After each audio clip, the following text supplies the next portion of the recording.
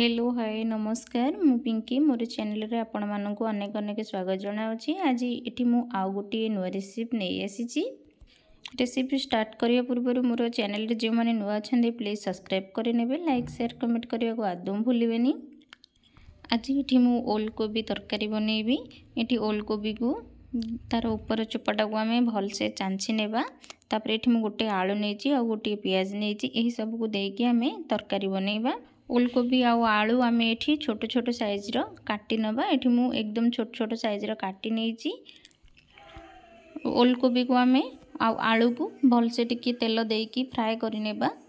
ओलकोबी को आमे बड़ साइज रो बिल्कुल काटिबानी, एकदम छोट साइज रो काटिबा, भल सिझिबो। आ सेथिरे आमे हल्दी गुंड गोटे चमच, लूण गोटे चमच दे देबा। हल्दी लूण देकी ताको आमे भल से टिके भाजी नेबा, जेमति कि से टिके सिझी जिवो।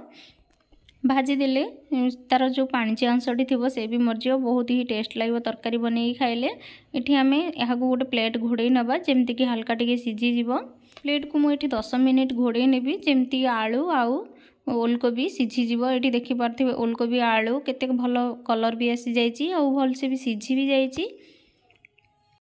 ये आमर भजा भी हो गला। यहाँ को मुझे गोटे प्लेट को काढ़ी नेबी। तापर से कड़ाई पुणी अल्प तेल देदेवी। तेल दे सारा पर तेल को आम गरम करने। तेल गरम हो गला पर से मु जीरा देदेवी। जीरा फुटीगला से मु तेजपत्र, गुजराती, डालचीनी खंडे देदेवी।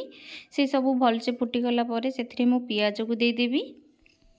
पियाज रो कलर आसला पर्यंत ताको एमती आमे भाजीबा।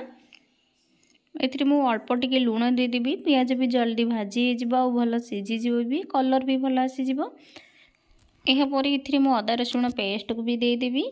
अदा रसुण पेस्ट को आम 2 मिनिट भल से फ्राए कर नेबा। तापर से मु गोटे टमाट भी दे देछि। एही सब को आम भल से कषे नेबा। एथिरे हल्दी गुंड गोटे चमच दे देछि। अल्प टिके पानी देकी यहाँ को मु भल से मसला कषे नेबी। तापर एथिरे मु काश्मीरी रेड चिली पाउडर टिके दे देबी। आउ एमडीएच रे किचन मसला टिके दे देबी। एही सब मसला को आम 2 ରୁ 4 मिनिट भल से कषे नेबा, जेमती कि तार भल बास्ना भी आसी जिवो। आ खाइबा पई मध्य बहुत ही टेस्ट लागिबो। एठी हमर मसला कषा भी हो गलानी। यहाँ पर आम ओलकोबी आलू को जो भाजी की रखी नहीं से सब को दे देबा। से सब को देकी 2 मिनिट मसला सहित एही सब को आम कषे नेबा। मांस को आम जेमती कषौछे एही ओलकोबी को सेमती भल से कषे नेबा। तार भल बास्ना आसला पर्यंत एमती कषे चलथिबा। एथिरे आम अल्प पानी देबा।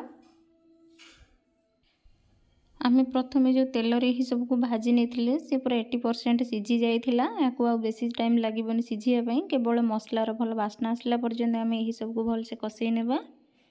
आपण माने देखिक ये जानी पारुथिबे हमर मसलाटा भी बहुत ही टेस्ट आसीबो। बहुत भल सुंदर कलर भी देखा जाउची। यही सब कषे सारा पर ये मु अल्प पानी देदेवी। आपण मैंने पानी क्वांटिटी कम अधिका करें, किंतु कषा जुकजुकिया गले बहुत ही टेस्ट लगी था खायापी। यहाँ को आम रुटी कि भात जेकोसी भी खाईपर। तापर ये मु धनिया पत्र को देदेवी। यही तरकारी को खाइले आपण मैंने निहाती भाव में जानीपर टेस्ट बहुत बढ़िया आसीबो। आशा करुँची आज रेसिपीटा आपण मानक निहाती भाव में भल लगी। भल लगी लाइक शेयर कमेंट करने को आदम भूलिबेनी। जो मैंने मोर चैनल नुआ अच्छा प्लीज सब्सक्राइब करेंगे। यही नुआ नुआ रेसिपी देखिए आदम भूलुनी। आज रेसिपीटा तो आपण मानक आगू आउ गोटे नुआ रेसिपी नहीं आसबि।